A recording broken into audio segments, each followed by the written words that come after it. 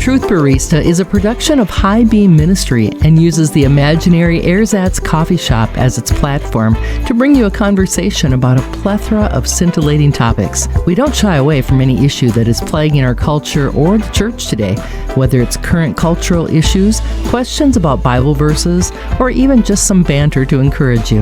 Dr. Jay Christensen is the Truth Barista, and he and amazing Larry Kutzler brew up highly caffeinated conversations for our day.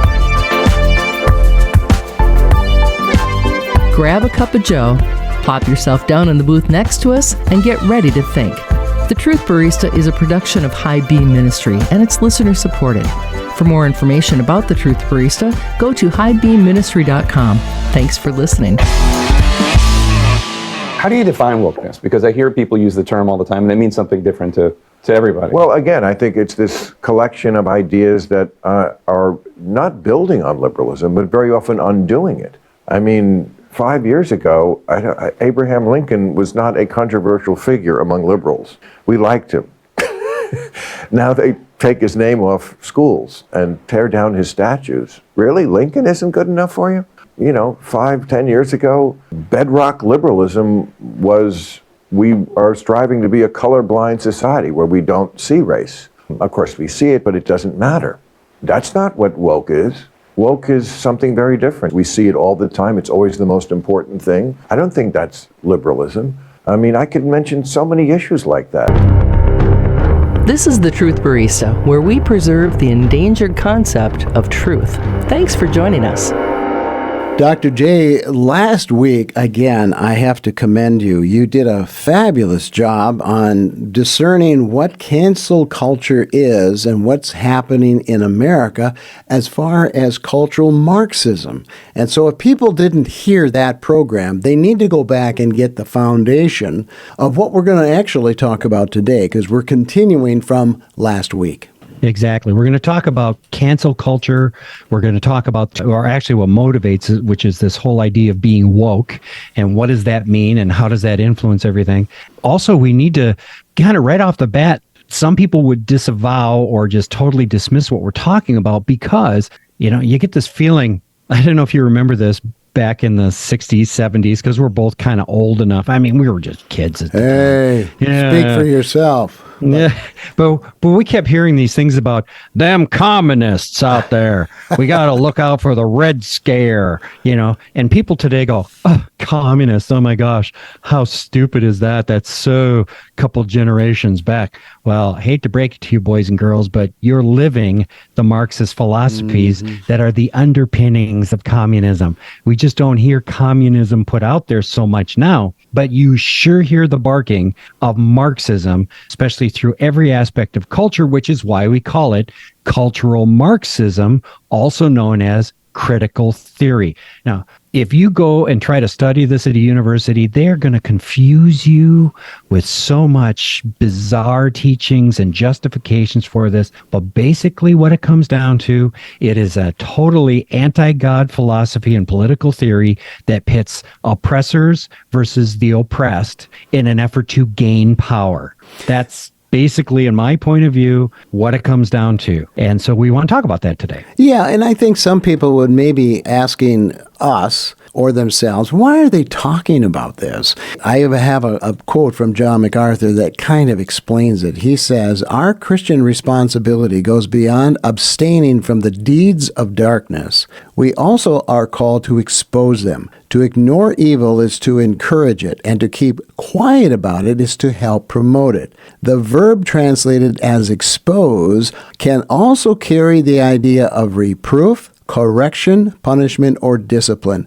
We are to confront sin with intolerance." Now, that's a quote from Dr. John MacArthur, but I thought it was appropriate for where we're going, why we are addressing this cultural Marxism and cancel culture, because I think it's important. That's right. We are to speak up and speak out regarding God's position on any topic that's in our society and as it relates to human beings. That is our mandate, especially if you're preaching from the pulpit or teaching in a Christian classroom or whatever, or you're just the Christian walking down the street and you have somebody that says, you have to affirm my gender identity, or you have to approve of my same-sex marriage. Why? Because love is love, and that demands that you do that. Well, it's your demand versus God's demand, and God wins. That's the way it is, whether you like it or not. Well, guess what? That's not going to stop the argument. In fact, it's probably going to ramp up the pushback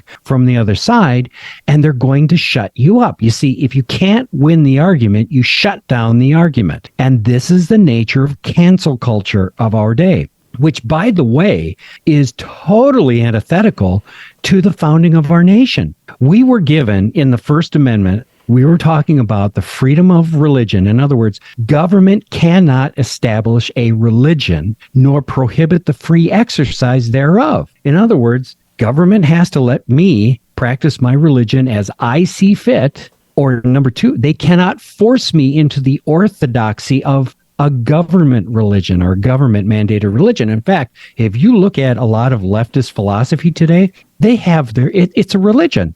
They have their priests, they have their evangelists. The evangelists are usually the leftist media.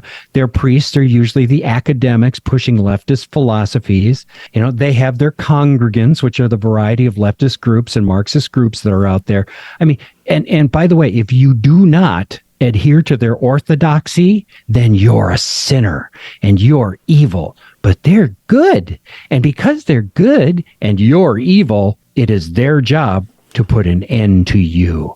And that is their justification to not only dismiss you, but if possible, destroy you, at first metaphorically and in some way literally. That's where cancel culture comes in. It is an attempt to shut down the argument and to stop the other side from even being a part of the cultural debate. I think where Christians really struggle, Dr. J, is what do we do about it? And I was thinking about prophets from the Hebrew Scriptures. They never were passive with the message they were given. They didn't apologize. They weren't ashamed. Now, Jonah is a kind of an exception there for a period of time. They weren't on the sidelines. They spoke what God told them to speak, and I don't know if that should ever change. If God is calling us to speak the message that He has given to us in Jesus Christ, we should never be ashamed or be passive with it. We should be aggressive, at least in the sense of getting it out there.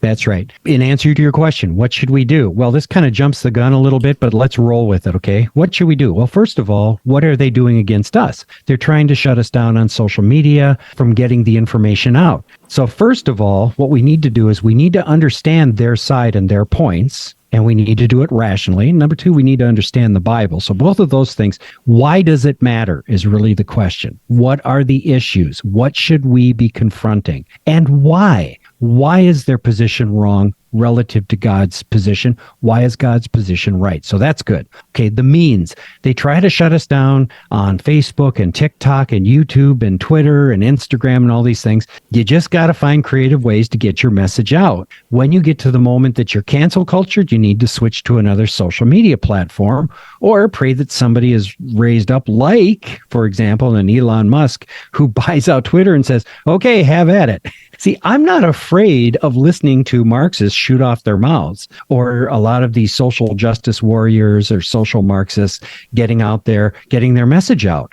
Bring it on. I can refute it, but it's when they say only our message is legitimate and your message is illegitimate, so it must be stopped. That's why they label anything we say as misinformation, disinformation, or malinformation. By doing that, it delegitimizes our message and positions it to be exterminated. This is the same kind of an attempt, and I'm trying to be sensitive to our Jewish listeners out there, but this is the same approach that Hitler took when he first had to delegitimize Jews and other non-desirables as people, so he could at first shut them down and then eliminate them. I have no doubt in my mind that if the left could, they would delegitimize us to the point of getting rid of us because they don't want to hear. It's like when Stephen in the book of Acts is proclaiming God's word to the Jewish leadership at the time, the Sanhedrin, and he convicted them through the power of the Holy Spirit. It says they shut their ears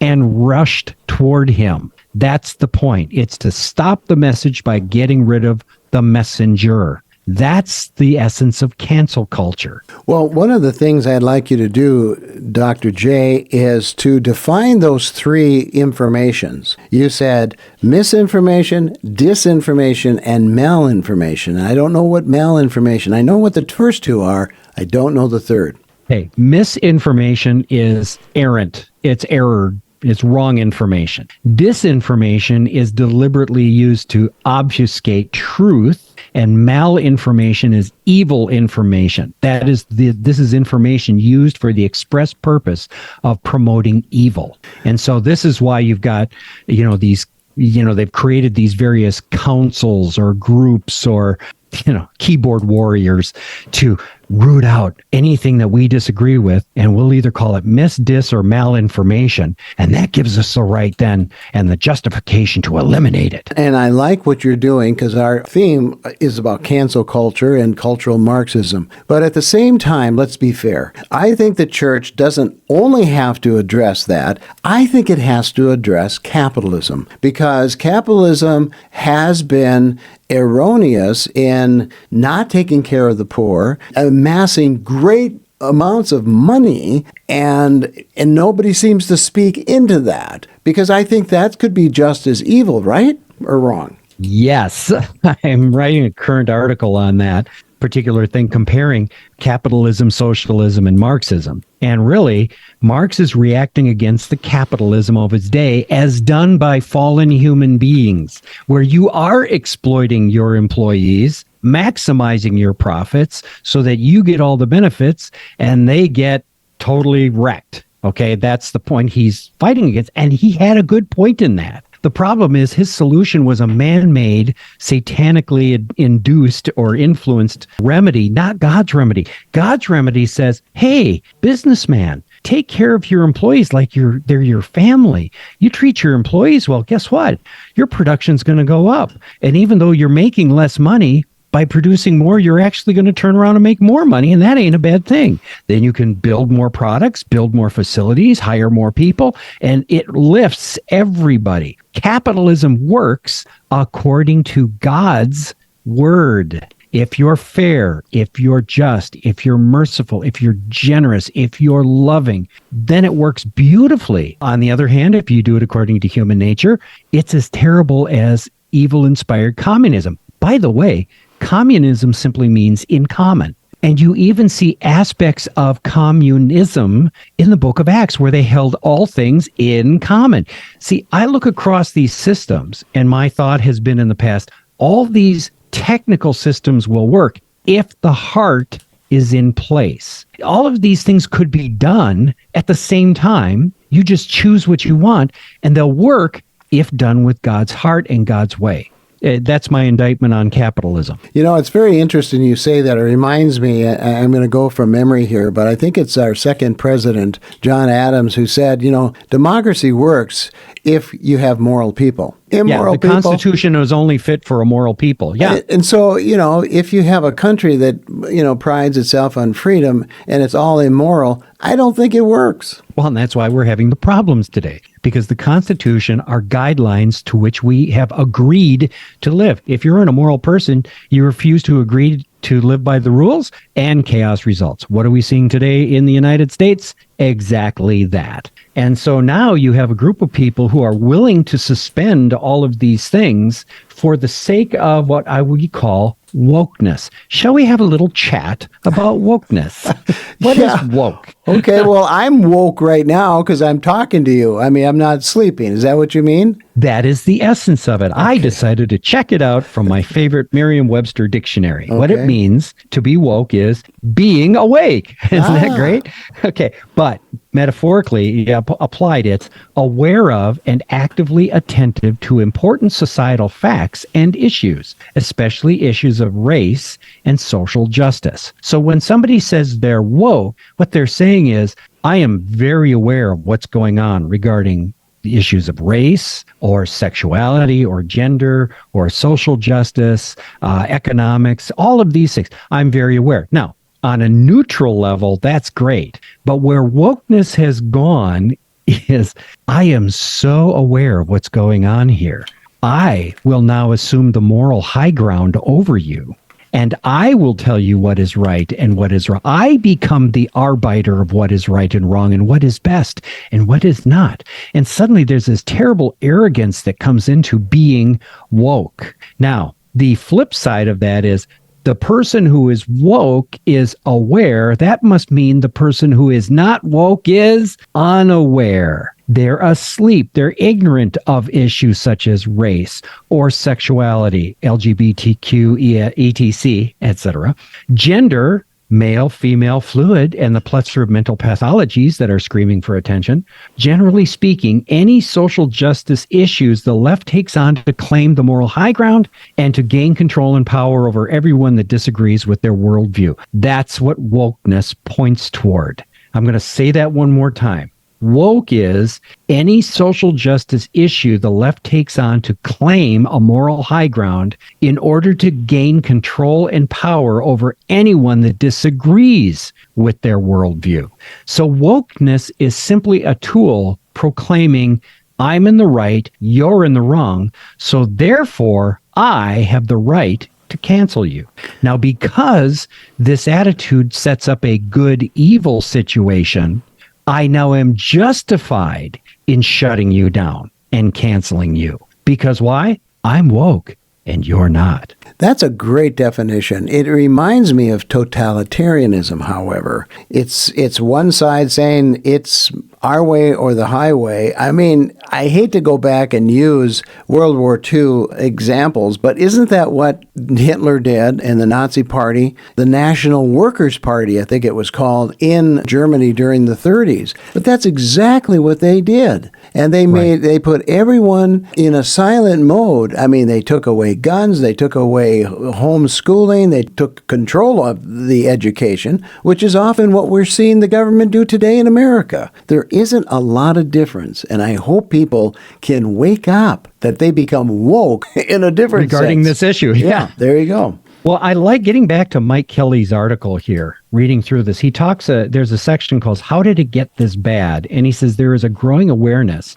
that the progressive left has for a long time been waging a war on God, Christianity, and biblical morality. And really, when you think about it, that's really what the war is all about. When you look at human history, it's a war on whether we're going to have our way or God is going to have his way. And really, I see it all boils down to that. It's theme and variations. He goes on to say, while the left caused to bring a secular humanist form of salvation to an evil, unjust world has been ongoing for nearly 200 years, its efforts to drive God out of American life shifted into overdrive relatively recently with the radical free speech movement of the 60s. This is where Marxism really began to make its push and to infect every institution in our culture.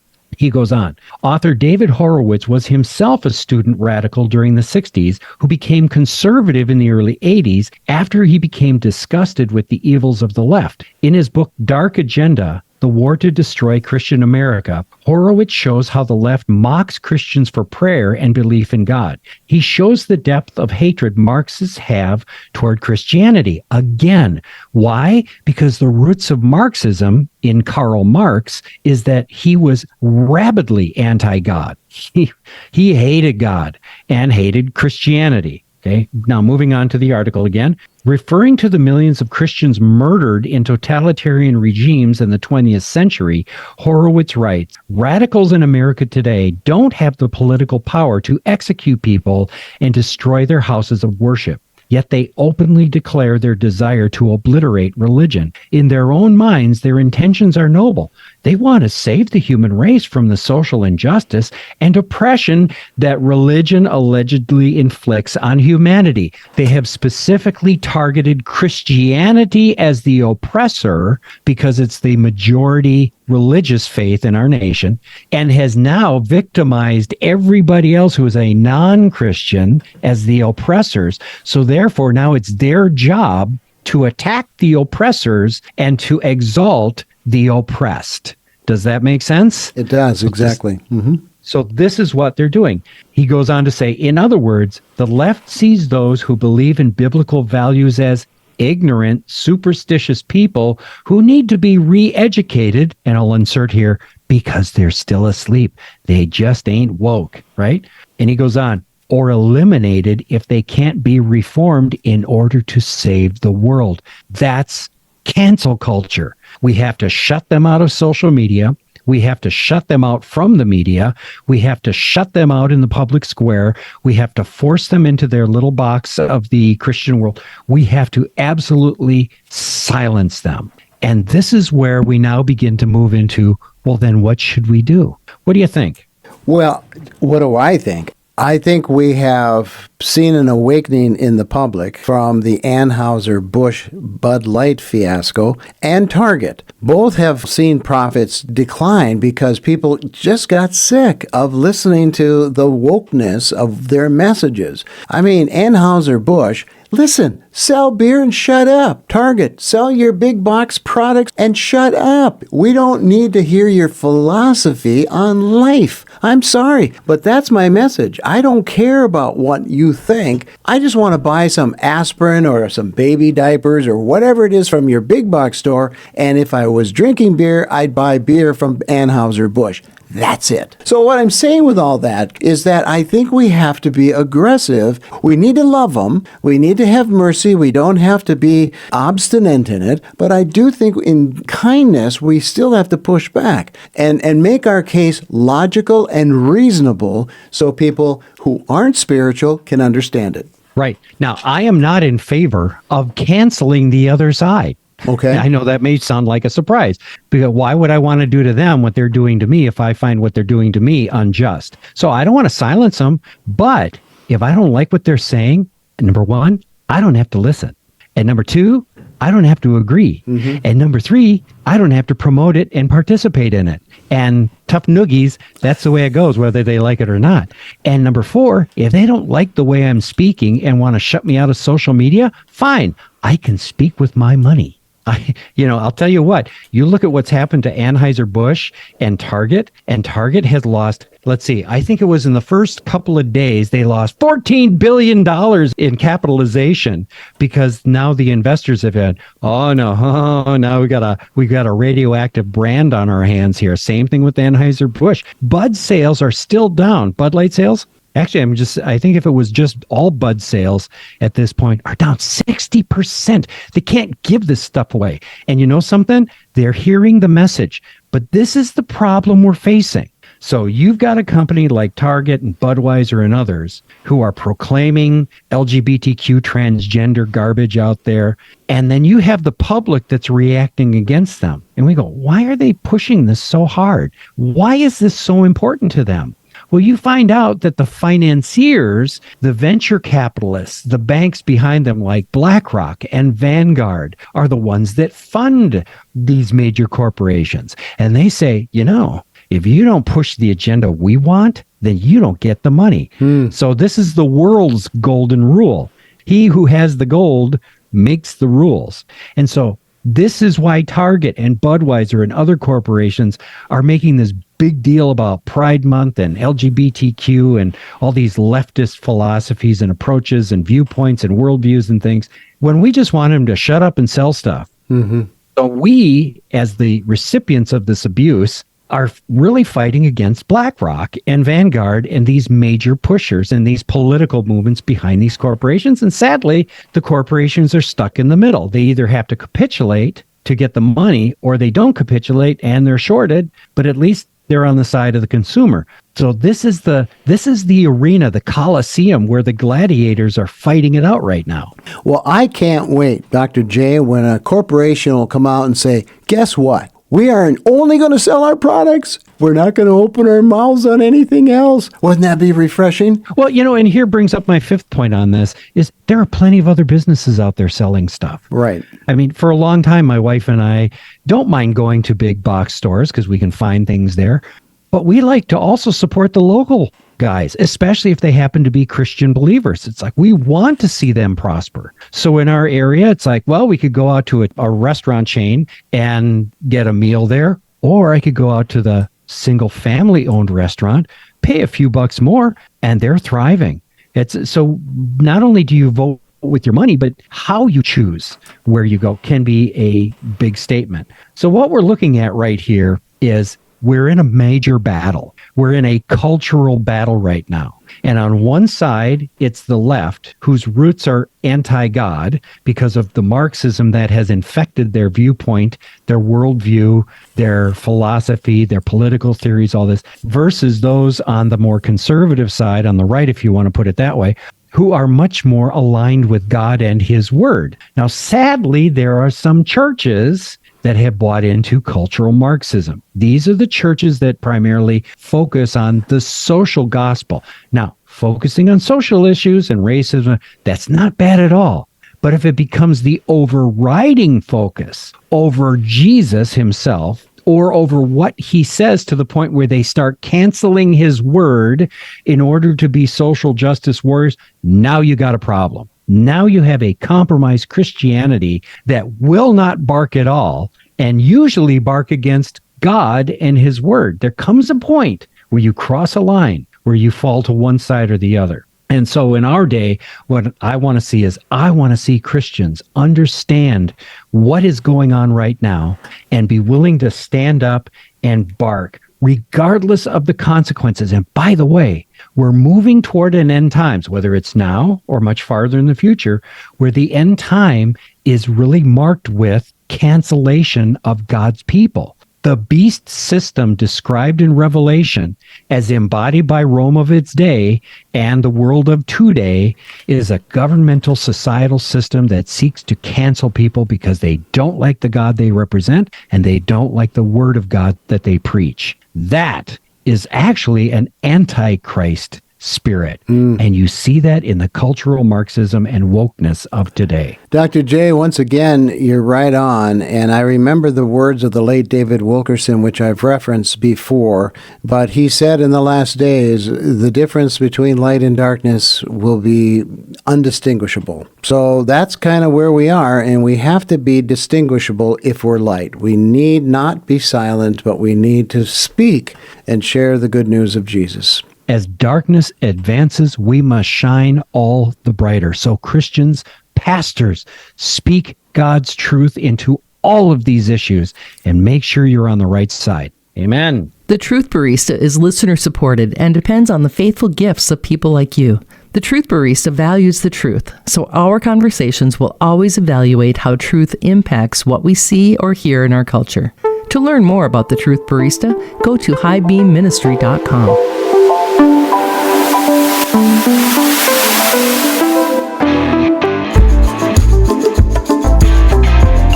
Do you want the truth today? Dr. Jay Christensen is the Truth Barista and the founder of High Beam Ministry.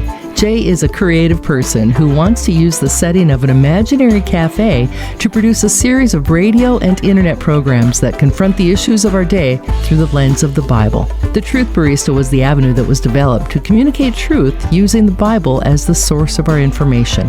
The Truth Barista is a production of High Beam Ministry and can be found online at highbeamministry.com.